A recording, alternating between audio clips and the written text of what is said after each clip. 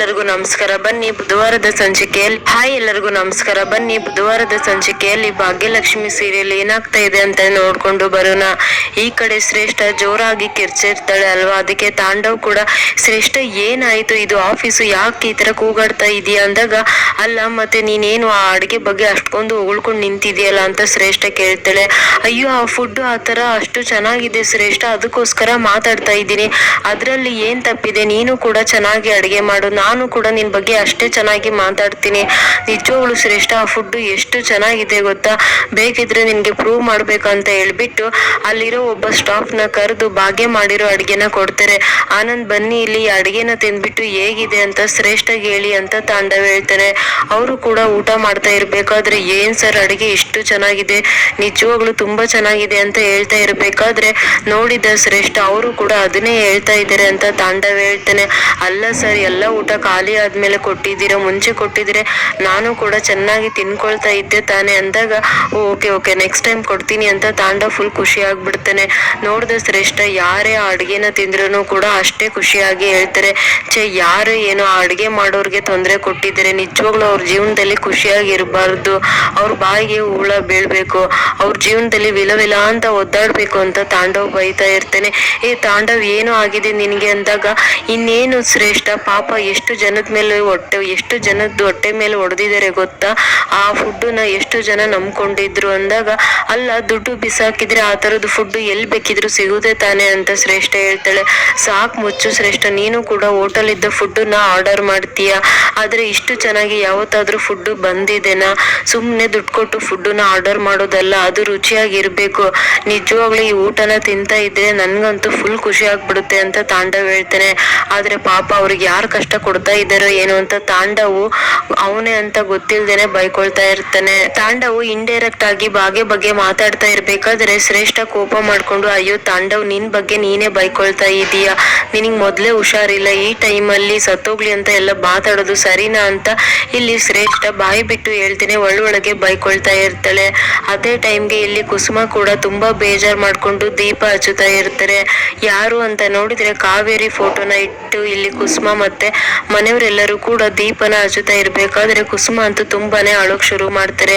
ಯಾಕೆ ಹೀಗ್ ಮಾಡ್ದೆ, ನಾನ್ ನಿನ್ನ ಅಕ್ಕ ಕಣೆ, ನಿನ್ನ ಅಕ್ಕ ಆಗಿ ನಿನ್ನ ದೀಪ ಹಚ್ಚುತ್ತಾ ಇದ್ದೀನಿ, ಎಂತ ಪರಿಸ್ಥಿತಿ ಬಂತು ಅಂತ ಇಲ್ಲಿ ಕುಸುಮ ಅಳ್ತಾ ಇರ್ಬೇಕಾದ್ರೆ, ಅಯ್ಯೋ ಕುಸುಮ ಸಮಾಧಾನ ಮಾಡ್ಕೋ, ಒಡ ಹುಟ್ಟಿ ತಂಗಿ ಸತ್ತಿದ್ದಾಳೆ ಅಂದ್ರೆ ನಿನ್ಗೂ ಕೂಡ ನೋವು ಇರುತ್ತೆ, ಸಂಕಟ ಇರುತ್ತೆ, ಹಾಗಂತ ನೀನು ಅಳ್ತಾನೆ ಇದ್ರೆ ನಿನ್ನ ಆರೋಗ್ಯ ಪರಿಸ್ಥಿತಿ ಏನಾಗುತ್ತೆ ಅಂತ ಧರ್ಮ ಅವರು ಹೇಳ್ತಾ ಇರ್ಬೇಕಾದ್ರೆ, ಎಂತ ಕೆಲ್ಸ ಮಾಡಿದ್ಲು ರೀ, ನನ್ನ ಬಿಟ್ಟು ಹೋಗ್ಬಾರ್ದಿತ್ತು ಅವಳು, ಆದ್ರೂ ಪಾಪ ಲಕ್ಷ್ಮಿ ನಾನ್ ಆರಿಸಿದ ಹುಡುಗಿರಿ, ಆ ಹುಡುಗಿಗೆ ಅಷ್ಟೆಲ್ಲ ಕಷ್ಟ ಕೊಟ್ಟಿದ್ದಾಳೆ ಅಂದ್ರೆ ನನ್ ಕೈಯಲ್ಲಿ ನಿಜವಾಗ್ಲೂ ಕೂಡ ನಂಬಕ್ಕೆ ಆಗೋಲ್ಲ ಅಂತ ಕುಸುಮ ಹೇಳ್ತಾಳೆ. ಅವಾಗ ಪೂಜಾ ಕೂಡ, ಹೌದು ಅತ್ತೆ, ಲಕ್ಷ್ಮಿಗೆ ಎಷ್ಟೆಲ್ಲ ತೊಂದರೆ ಕೊಟ್ಟಿದ್ದಾರೆ, ನಿಜವಾಗ್ಲೂ ಇವ್ರು ಮಾಡಿದ್ದು ಸರಿಯಲ್ಲ ಅಂತ ಹೇಳ್ದಾಗ, ನೋಡ್ದೇನೆ ಕಾವೇರಿ, ಆ ಚಿಕ್ಕ ಹುಡುಗಿಗೆ ನೀನ್ ಮಾಡಿರೋದು ತಪ್ಪು ಅಂತ ಗೊತ್ತಾಗುತ್ತೆ, ಆದ್ರೆ ನಿನ್ಗೆ ಯಾಕೆ ತಪ್ಪು ಅಂತ ಗೊತ್ತೇ ಆಗ್ಲಿಲ್ಲ, ನೀನು ನನ್ನ ಒಡ ಹುಟ್ಟಿದವಳು ಕಣೆ, ಹೇಗೆ ಇನ್ನೊಬ್ಬರಿಗೆ ಕೆಟ್ಟದ್ದನ್ನ ಬಯಸಿದೆ ಅಂತ ಕುಸುಮ ಅಳ್ತಾನೆ ಇರ್ತಾರೆ. ಯಾಕೆ ಇಂತ ಕೆಲ್ಸ ಮಾಡ್ದೆ, ಪಾಪ ಲಕ್ಷ್ಮಿ ಜೀವನ ಯಾಕೆ ಹಾಳು ಮಾಡ್ದೆ ಅಂತ ಮಾತಾಡ್ತಾ ಇರ್ಬೇಕಾದ್ರೆ ಸಡನ್ ಆಗಿ ಕೆಮ್ಮು ಬರುತ್ತೆ. ಅಯ್ಯೋ ಹೋಗಿ ನೀರ್ ತಗೊಂಡ್ ಬರ್ತೀನಿ ಅಂತ ಸುಂದ್ರಿ ಕೂಡ ನೀರ್ ತಗೊಂಡ್ ಬಂದು ಕುಸುಮಗೆ ಕೊಡ್ತಾರೆ. ನೋಡು ಕುಸುಮ, ಆಗೋದು ಆಗೋಗಿದೆ, ಜಾಸ್ತಿ ತಲೆ ಕೆಡ್ಸ್ಕೋಬೇಡ ಅಂತ ಧರ್ಮ ಅವರು ಹೇಳ್ದಾಗ, ಅವಾಗ ಪೂಜಾ ಕೂಡ, ನಾನು ಕಾವೇರಿ ಅತ್ತೆನ ನೋಡ್ಬಿಟ್ಟು ಜೀವನದಲ್ಲಿ ಒಂದು ಪಾಠನ ಕಲ್ತಿದ್ದೀನಿ, ಯಾರು ನಾನು ನಂದು ಅಂತ ಹೋಗ್ತಾರೋ ಅವರಿಗೆ ಯಾರೇ ಬಿಟ್ಟರು ಕೂಡ ಕರ್ಮ ಮಾತ್ರ ಸುಮ್ನೆ ಬಿಡೋದಿಲ್ಲ ಅಂತ ಪೂಜಾ ಕೋಪ ಮಾಡ್ಕೊಂಡು ಹೇಳಿದ ತಕ್ಷಣ ಈ ಕಡೆ ಧರ್ಮ ಅವರು ಕೂಡ, ನೋಡು ಪೂಜಾ, ಅವರು ಕೂಡ ನಮ್ಮ ಮನೆಯಲ್ಲಿ ಒಬ್ರು, ಅವ್ರು ಇವಾಗ ಇಲ್ಲ ಅಂದಾಗ ನಾವು ಅವ್ರ ಆತ್ಮಕ್ಕೆ ಶಾಂತಿ ಸಿಗ್ಬೇಕು ಅಂತ ಬಯಸ್ಬೇಕೆ ಹೊರತು ಈ ತರ ದ್ವೇಷದೆಲ್ಲ ಮಾತಾಡ್ಬಾರ್ದು ಅಂತ ಹೇಳ್ತಾರೆ. ಎಷ್ಟೇ ಆಗ್ಲಿ ಅವರು ಕೂಡ ನಮ್ಮ ಫ್ಯಾಮಿಲಿಯಲ್ಲಿ ಒಬ್ರು ತಾನೆ, ಇವಾಗ ಅವ್ರ ಆತ್ಮಕ್ಕೆ ಶಾಂತಿ ಸಿಗ್ಲಿ ಅಂತ ಕೇಳ್ಕೊಳ್ಳೋಣ ಅಂತ ಧರ್ಮ ಅವರು ಹೇಳ್ತಾರೆ. ಇನ್ನು ಅದೇ ಟೈಮ್ಗೆ ಶ್ರೇಷ್ಠ ಕೂಡ ರಾತ್ರಿ ಊಟಕ್ಕೆ ಫುಡ್ ನ ಆರ್ಡರ್ ಮಾಡಿರ್ತಾಳೆ. ತಾಂಡವು ಕೋಪ ಮಾಡ್ಕೊಂಡು, ಶ್ರೇಷ್ಠ ಹೇಳಿದ್ದೆ ತಾನೆ ಹೊರಗಡೆ ಇದ್ದು ಫುಡ್ ನ ಆರ್ಡರ್ ಮಾಡ್ಬೇಡ ಅಂತ, ಬೇಕಿದ್ರೆ ನನಗೆ ಅದೇ ಫುಡ್ ನ ತರಿಸ್ಕೊಡು, ಆದ್ರೆ ನೀನ್ ಆರ್ಡರ್ ಮಾಡಿರೋ ಫುಡ್ ನ ನನ್ನ ಕೈಯಲ್ಲಿ ತಿನ್ನೋಕ್ಕಾಗೋಲ್ಲ ಅಂತ ತಾಂಡವ್ ಹೇಳ್ತಾ ಇರ್ತಾನೆ. ತಾಂಡವ್, ಇವತ್ತು ನಾನು ತುಂಬಾ ಚೆನ್ನಾಗಿರೋ ಹೋಟೆಲ್ ಇದ್ದ ಬುಕ್ ಮಾಡಿದೀನಿ ಕಣೋ, 5 ಸ್ಟಾರ್ ರೇಟಿಂಗ್ ಕೊಟ್ಟಿದ್ದಾರೆ ಗೊತ್ತಾ, ತುಂಬಾ ಚೆನ್ನಾಗಿದೆ ಅಂತ ಹೇಳ್ತಾ ಇರ್ಬೇಕಾದ್ರೆ, ಅಯ್ಯೋ ಅದು ರೇಟಿಂಗ್ಸ್ ಎಲ್ಲ ಸುಮ್ನೆ ಶ್ರೇಷ್ಠ, ಯಾವ್ದೇ ಕಾರಣಕ್ಕೂ ನೀನ್ ಆರ್ಡರ್ ಮಾಡಿರೋ ಫುಡ್ ನ ತಿನ್ನೋಕ್ ಆಗೋದಿಲ್ಲ ಅಂತ ಹೇಳ್ತಾ ಇರ್ತಾನೆ. ಆಗಿದ್ರೆ ನಾನ್ ಅಡ್ಗೆ ಮಾಡ್ಲಾ ಅಂತ ಶ್ರೇಷ್ಠ ಕೇಳ್ತಾಳೆ. ಏನು ನೀನ್, ಅಯ್ಯಪ್ಪ ಬೇಡ, ನನ್ ಕೈಯಲ್ಲಂತೂ ನೀನ್ ಮಾಡಿರೋ ಅಡ್ಗೆ ತಿನ್ನೋಕೆ ಆಗೋಲ್ಲ, ಮತ್ತೆ ನನ್ನ ಆರೋಗ್ಯ ಇನ್ನ ಜಾಸ್ತಿ ಕೆಟ್ಟೋಗುತ್ತೆ ಅಂತ ತಾಂಡವ್ ಹೇಳ್ತಾನೆ. ನೋಡು ತಾಂಡವ್, ಒಂದು ನಾನ್ ಆರ್ಡರ್ ಮಾಡಿರೋ ಫುಡ್ನ ತಿನ್ನು, ಇಲ್ಲ ನಾನ್ ಮಾಡಿರೋ ಅಡಿಗೆನ ತಿನ್ನು, ಅದು ಬಿಟ್ಟು ನೀನ್ ಈ ತರ ವಾದ ಮಾಡ್ಕೊಂಡು ಕುತ್ಕೊಂಡ್ರೆ ಸರಿ ಇರೋಲ್ಲ ಅಂತ ಶ್ರೇಷ್ಠ ಹೇಳ್ತಾಳೆ. ಅದೇ ಟೈಮ್ಗೆ ಫುಡ್ ಡೆಲಿವರಿ ಬಾಯ್ ಕೂಡ ಬಂದಿರ್ತಾನೆ. ನೋಡು ಫುಡ್ ಬಂತು, ನಾನು ಹೋಗಿ ತಗೊಂಡ್ ಬರ್ತೀನಿ, ನೀನೇನು ಮಾತಾಡ್ದೆ ಸುಮ್ನೆ ಊಟ ಮಾಡು ಅಂತ ಶ್ರೇಷ್ಠ ಹೇಳ್ತಾಳೆ. ಫುಡ್ ನ ತಗೊಂಡ್ ಬಂದು ನೋಡು ತಾಂಡವ್ ಎಷ್ಟು ಚೆನ್ನಾಗಿದೆ ಫುಡ್ ಅಂತ ಸರ್ವ್ ಮಾಡ್ತಾ ಇರ್ತಾಳೆ. ಈ ಕಡೆ ತಾಂಡವ್ ಅಂತೂ ಅಯ್ಯೋ ಈ ಫುಡ್ ಯಾರು ತಿಂತಾರೆ ಅಂತ ಬೈಕೊಳ್ತಾ ಇರ್ಬೇಕಾದ್ರೆ ಚಪಾತಿನ ಕೊಡಕ್ ಹೋಗ್ತಾಳೆ. ಅಯ್ಯೋ ಹೊಟ್ಟೆ ಸರಿ ಇಲ್ಲ, ಈ ಟೈಮಲ್ಲಿ ಚಪಾತಿ ಕೊಡ್ತೀಯಲ್ವಾ ಅಂತ ತಾಂಡವ್ ಕೇಳಿದಾಗ ಅಯ್ಯೋ ತಾಂಡವ್ ಏನೂ ಆಗೋಲ್ಲ ತಿನ್ನು ಅಂತ ಶ್ರೇಷ್ಠ ಹೇಳ್ತಾಳೆ. ಆ ಚಪಾತಿನ ಬಾಯಲ್ಲಿ ಇಟ್ಟಿದ ತಕ್ಷಣ ಛೀ, ಅಯ್ಯೋ ಶ್ರೇಷ್ಠ, ನನ್ನ ಕೈಲಿ ಈ ಫುಡ್ನ ತಿನ್ನೋಕ್ ಆಗೋದಿಲ್ಲ, ಎಲ್ಲ ಸಪ್ಪೆ ಇದೆ, ಅದೇನದು 5 ಸ್ಟಾರ್ ಅಂತ ಹೇಳಿದ್ಯಾ, ಒಂದ್ ಸ್ವಲ್ಪನಾದ್ರೂ ಅಡ್ಗೆ ಚೆನ್ನಾಗಿ ಮಾಡಿಲ್ಲ, ಅದ್ರಲ್ಲೂ ಕೂಡ ಮಧ್ಯಾಹ್ನ ತಿಂದಿದ್ದೆ ಅಲ್ವಾ ಅಡ್ಗೆನ, ಅದಕ್ಕೆ ಹೋಲಿಕೆ ಮಾಡ್ತಾ ಇದೀಯಾ, ಮನೆ ಊಟ ಎಲ್ಲಿ ಈ ಊಟ ಎಲ್ಲಿ, ಇದಕ್ ಮಾತ್ರ ಕಂಪೇರ್ ಮಾಡ್ಬೇಡ ಅಂತ ತಾಂಡವು ಕೋಪ ಮಾಡ್ಕೊಳ್ತಾನೆ.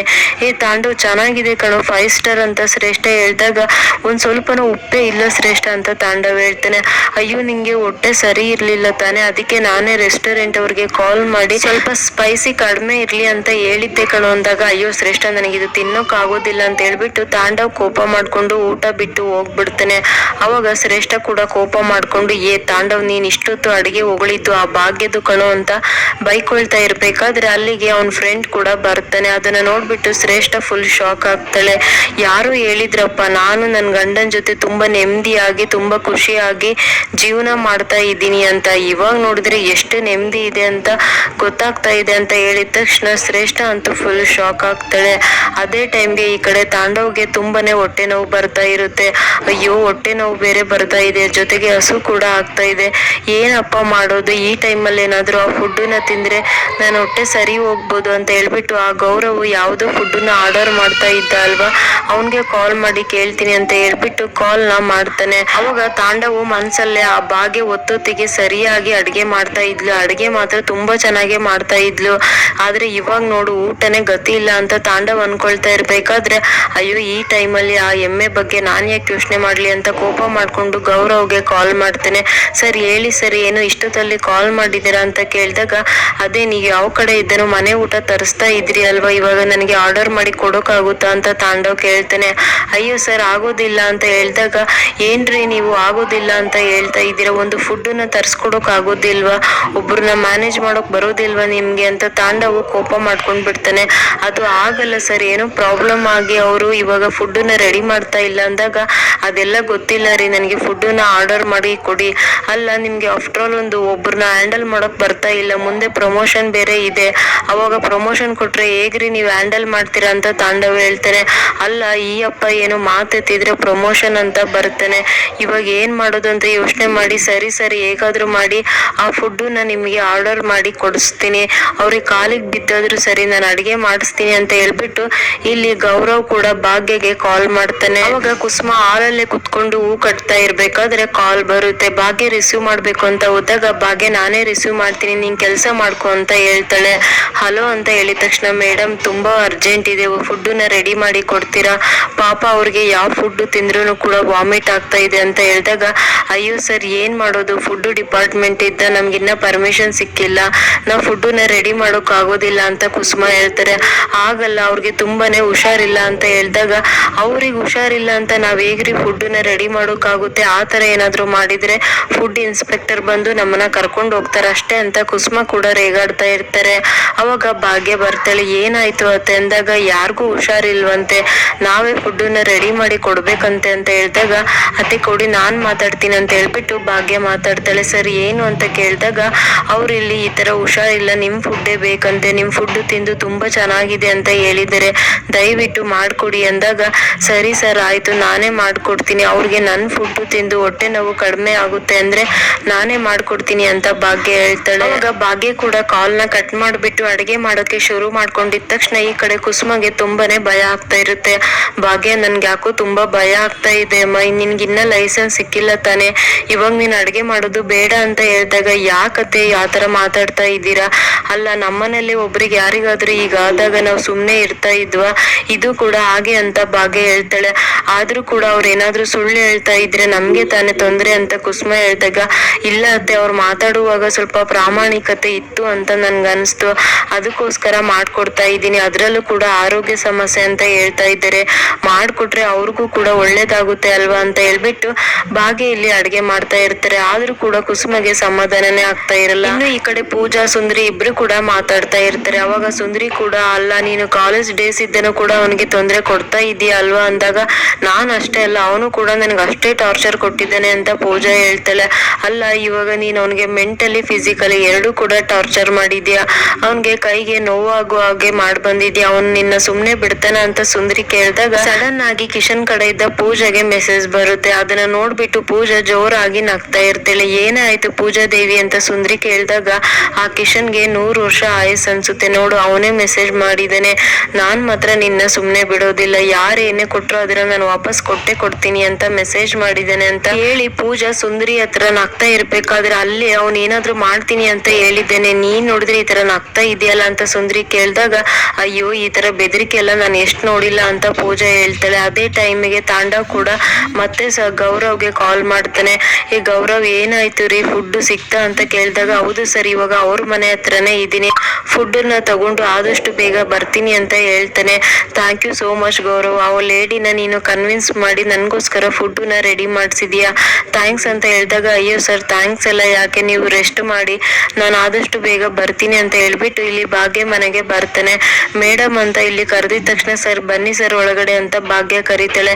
ಕುತ್ಕೊಂಡಿರಿ ನಾನು ಹೋಗಿ ಫುಡ್ ನ ತಗೊಂಡ್ ಬರ್ತೀನಿ ಅಂತ ಭಾಗ್ಯ ಇಲ್ಲಿ ತಾಂಡವ್ಗೋಸ್ಕರ ರೆಡಿ ಮಾಡಿರೋ ಬಾಕ್ಸ್ ನ ತಗೊಂಡ್ ಬಂದು ಗೌರವ್ಗೆ ಕೊಡ್ತಾಳೆ. ಅವಾಗ ಅವನು ಕೂಡ ಇನ್ನೇನ್ ದುಡ್ಡು ಕೊಡ್ಬೇಕು ಅಂತ ಹೋದಾಗ, ಅಯ್ಯೋ ಸರ್ ಏನ್ ಮಾಡ್ತಾ ಇದ್ದೀರಾ, ನಾನು ಇದಕ್ಕೆ ದುಡ್ಡೆಲ್ಲ ತಗೊಳ್ತಾ ಇಲ್ಲ, ನಿಮ್ ಕಡೆಯವ್ರಿಗೆ ಹುಷಾರಿಲ್ಲ ಅಂತ ಹೇಳಿದ್ರಿ ತಾನೆ, ಅದಕ್ಕೋಸ್ಕರ ನಾನು ಮಾಡ್ಕೊಟ್ಟಿದ್ದು, ವ್ಯಾಪಾರಕ್ಕೋಸ್ಕರ ನಾನು ಈ ಫುಡ್ ನ ರೆಡಿ ಮಾಡಿಲ್ಲ, ಲೈಸೆನ್ಸ್ ಸಿಗೋವರೆಗೂ ಕೂಡ ನಾನು ಯಾವ್ದೇ ದುಡ್ಡನ್ನ ತಗೊಳ್ಳೋದಿಲ್ಲ ಅಂತ ಭಾಗ್ಯ ಹೇಳಿದಾಗ, ನಿಜವಾಗ್ಲೂ ಕೂಡ ನೀವು ತುಂಬಾ ಗ್ರೇಟ್, ನಂಗೆ ತುಂಬಾ ಖುಷಿ ಆಯ್ತು ಅಂತ ಇಲ್ಲಿ ಗೌರವ್ ಕೂಡ ಭಾಗ್ಯಗೆ ಹೇಳ್ತಾನೆ.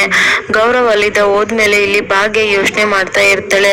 ಸೊ ಇದಿಷ್ಟೇ ಇವತ್ತಿನ ಸಂಚಿಕೆಯಲ್ಲಿ ನಡೆದಿರೋದು. ಗೊತ್ತಿಲ್ದೇನೆ ಇಲ್ಲಿ ಭಾಗ್ಯ ತಾಂಡವ್ಗೋಸ್ಕರ ಅಡ್ಗೆ ಮಾಡಿ ಕೊಟ್ಟಿರ್ತಾಳೆ. ಆ ಕಡೆ ತಾಂಡವ್ ಕೂಡ ಅಷ್ಟೇ ಭಾಗ್ಯ ಮಾಡಿರೋ ಅಡ್ಗೆನ ತಿಂದ್ಬಿಟ್ಟು ಫುಲ್ ಖುಷಿ ಆಗ್ತಾನೆ.